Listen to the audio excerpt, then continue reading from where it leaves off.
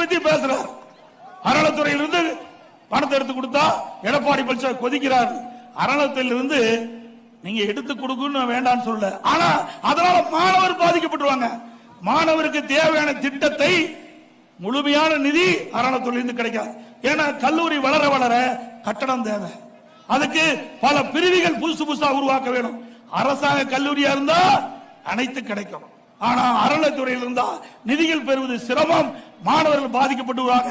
மாணவர்கள் பாதிக்க கூடாது என்பதற்குத்தான் இதை நாங்க சுட்டி காட்டினேன்.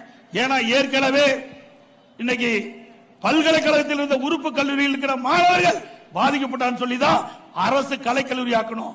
அதே மாதிரி கூட்டுறவு சர்க்கரை ஆலையில் இருக்கிற பாலிடெக்னிக் எல்லாம் பாதிக்கப்படான்னு சொல்லிதான் அதை அரசு பாலிடெக்னிக் கல்லூரி ஆக்கணும்.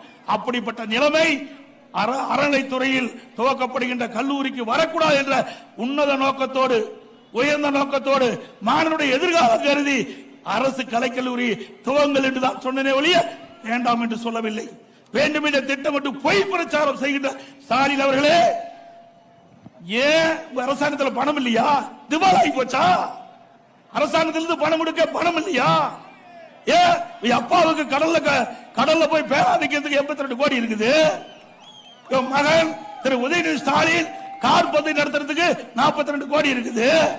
அரசாங்கத்தை பணத்தில் எடுத்து ஊதாரித்தனமா செலவு பண்றதுக்கு பணம் இருக்குது. மாணவர்கள் கல்வி கற்பதற்கு அரசின் சார்பாக கலைக்கல்லூரி கட்டும் சொன்னா நீங்க தவறா நினைக்கிறீங்க? சொல்லுங்க பார்க்கலாம். வேண்டுமென்ற திட்டமிட்டு தவறான அவதூறான செய்தி பரப்பிட்டு இது கடும் கண்டனத்துக்குரியது.